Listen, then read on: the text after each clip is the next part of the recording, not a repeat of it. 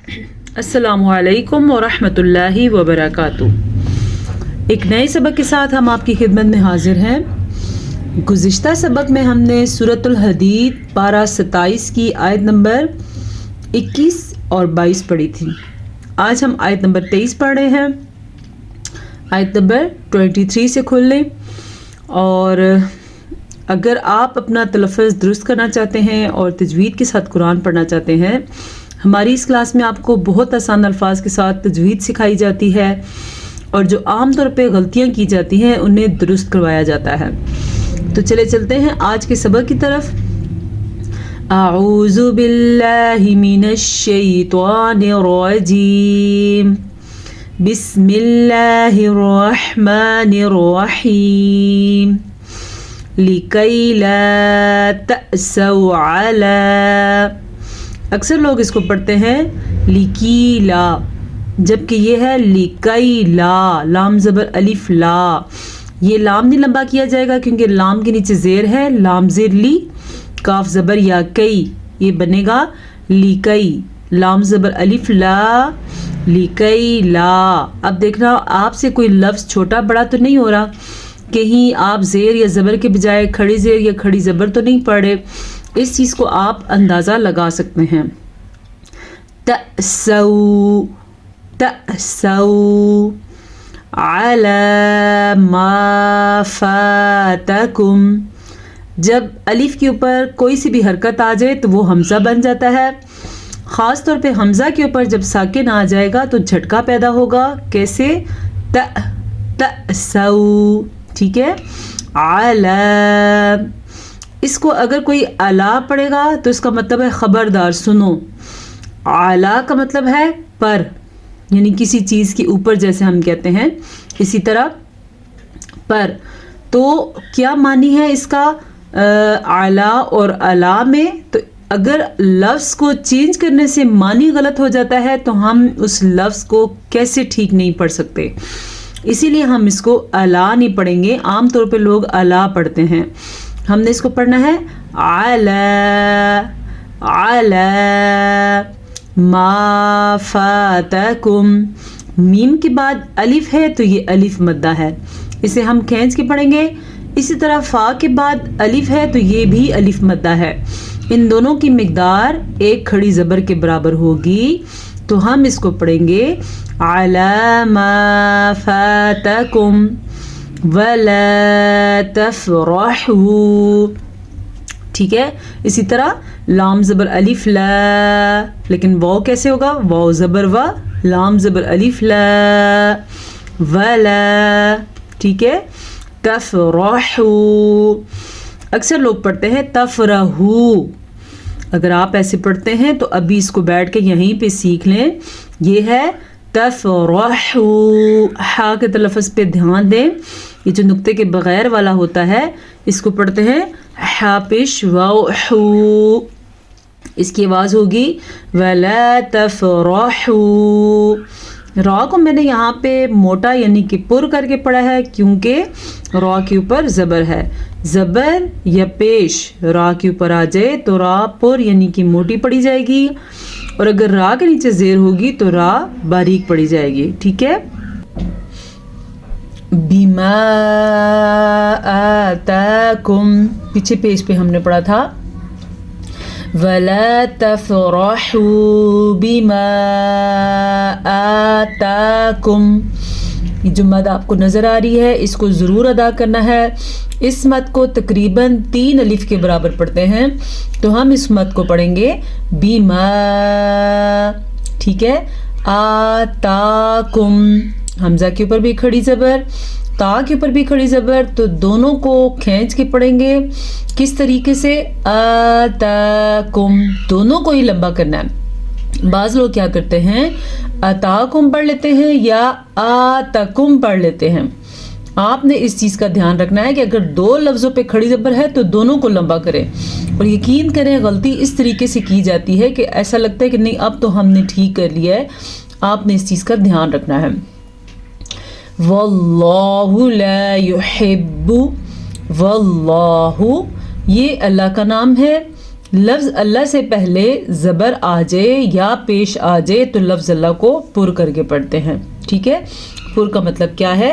واللہ، اور اللہ کے نام سے پہلے اگر زیر آ جائے تو اللہ کا نام باریک پڑھا جاتا ہے، جیسا کہ ہم پڑھتے ہیں بسم اللہ، یہاں پہ اللہ کے نام سے پہلے زیر ہے تو اللہ کا نام باریک پڑھا جائے گا، ٹھیک ہے؟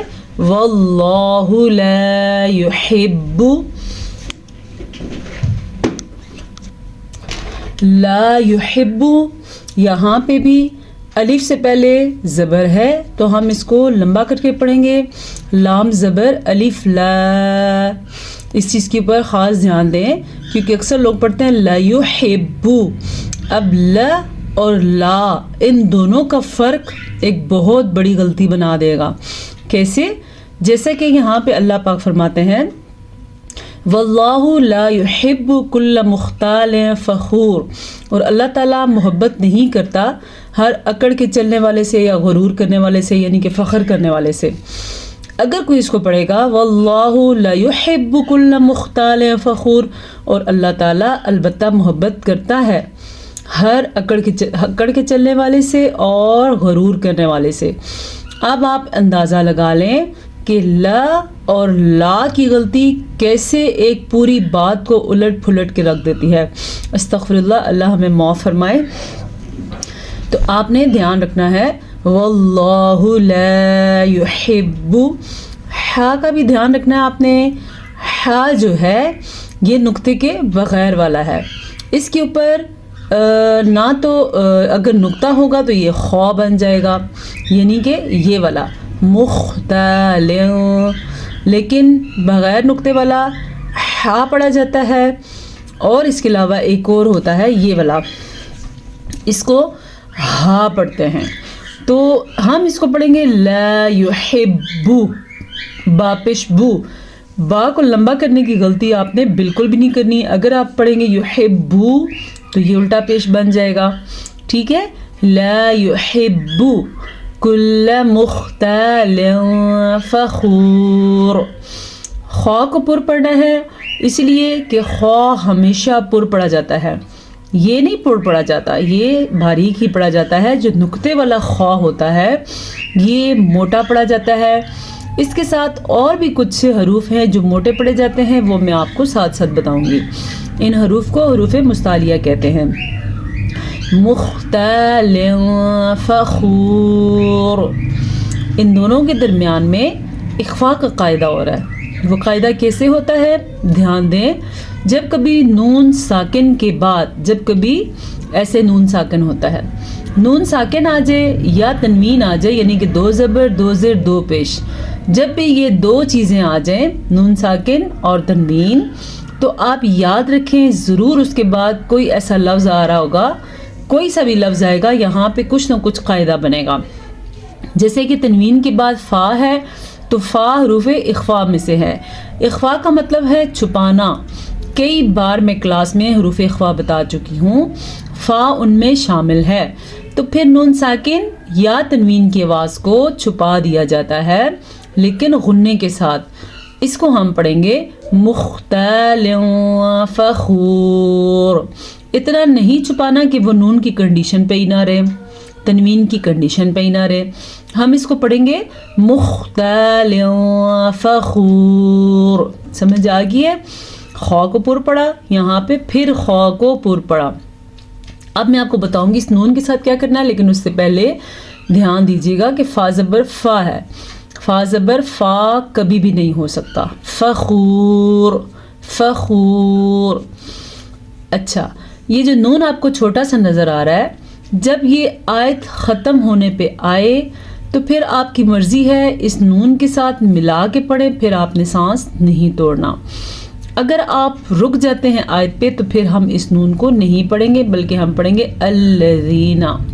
یہ بہت اہم بات ہے، دھیان رکھیں، جب بھی آیت کے درمیان میں آ جائے، آیت میں دو الفاظ کے درمیان میں نون آ جائے، اگر ہم یہاں پہ نہیں رکنا چاہتے تو ہم پڑھیں گے فخورن الذین، لیکن اگر ہم یہاں پہ رکیں گے تو نون نہیں پڑھا جائے گا، ہم رک کے فخور، تو آگے ہم پڑھیں گے الذین یبخلون، امید ہے آپ کو یہ بات سمجھ آ گئی ہوگی، الذین نون کو لمبا نہیں کرنا، یبخلون، با کے اوپر قلقلہ ہو رہا ہے کیونکہ با حروف قلقلہ میں سے ہے، با پہ ساکن ہے تو اسی وجہ سے ہم ادھر جھٹکا دیں گے، اسے قلقلہ کہتے ہیں۔ یب، اس طرح کے اور بھی حروف ہیں جن کے اوپر ساکن آ جائے تو قلقلہ ہوتا ہے۔ یبخلون و یأمرون الناس، حمزہ کے اوپر پھر سے ساکن آیا ہے تو چھوٹا سا جھٹکا پیدا ہوگا، ہم اسے پڑھیں گے وَيَأْمُرُونَ النَّاسَ، ٹھیک ہے۔ یہاں پہ را پیش واو رو، واو مدہ ہے لیکن میم کو لمبا نہیں کرنا، ہم پڑھیں گے میم پیش مو، را پیش واو رو، وَيَأْمُرُو، را کو پر ضرور پڑھنا ہے کیونکہ را کے اوپر پیش ہے۔ اس نون کے اوپر شد کی وجہ سے ہم یہاں پہ غنہ لازمن کریں گے، ایسا تب ہوتا ہے جب نون کے اوپر شد آ جائے یا میم کے اوپر شد آ جائے، ٹھیک ہے۔ وَيَأْمُرُونَ النَّاسَ، سین کو لمبا نہیں کرنا، بالبخل، بالبخل، اب دھیان دیں آپ، خو کو ہم پر بھی پڑھ رہے ہیں اور لام پہ وقف کے ساتھ ساتھ اس کو انہینس بھی کریں گے، بالبخل نہیں پڑھنا آپ نے، اگر ہم اس کو پڑھیں گے بالبخل تو ہم خو کے اوپر پیش ڈال دیں گے، جبکہ خو پہ ساکن ہے تو ہم کیا پڑھیں گے بالبخل، بالبخل۔ وَمَن يَتَوَلَّ، میں نے آپ کو بتایا تھا کہ نون ساکن اور نون تنوین یہ بڑی خاص چیزیں ہیں، اس کے ساتھ تجوید کی 4 بڑے قواعد ہوتے ہیں۔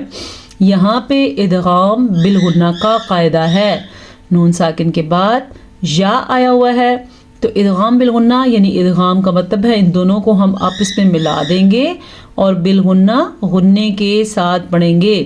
ایسا تب ہوتا ہے جب نون ساکن کے بعد یا تنوین کے بعد یا میم واو نون ان چاروں میں سے کوئی سا بھی حرف آ جائے تو پھر غنہ لازمی ہوتا ہے اور ملانا بھی لازمی ہوتا ہے۔ اس کو ہم کیسے پڑھیں گے؟ وَمَن يَتَوَلَّ فَإِنَّ اللَّهَ، ٹھیک ہے، یتولا نہیں پڑھنا، ٹھیک ہے، یتول فإن اللہ۔ اب آپ نے دھیان دیا میں نے لفظ اللہ کو پر پڑھا ہے کیونکہ لفظ اللہ کے سے پیچھے والے حرف پہ زبر ہے، اور اس طرح یہاں پہ بھی لفظ اللہ سے پیچھے والے حرف پہ زبر ہے تو یہ دونوں پر یعنی کہ موٹے پڑے جائیں گے۔ هو الغنی الحمید، ٹھیک ہے، هو الغنی الحمید۔ غین بھی ان حروف میں شامل ہے جن کو پر یعنی کہ موٹا پڑھتے ہیں۔ ہا کا آپ نے دھیان رکھنا ہے اور دال پہ قلقلہ ہوگا کیونکہ اگر ہم یہاں پہ وقف کریں گے تو دال پہ جھٹکے کی کیفیت پیدا ہوگی، ہم اس کو پڑھیں گے هو الغنی الحمید۔ اگلی آیت لمبی ہے تو میرے خیال سے آج کے لیے ایک آیت کافی ہے، انشاءاللہ کل کے سبق میں ہم کل کی یہ والی آیت ہم پڑھ سکیں گے اور یہ پارہ ہمارا اسی ہفتے میں ختم ہو جائے گا، آنے والا جو ہفتہ ہے تو انشاءاللہ ہم پھر اگلا پارہ شروع کریں گے اور وہ ہوگا پارہ نمبر 1۔ اجازت دیجیے، السلام علیکم ورحمۃ اللہ وبرکاتہ۔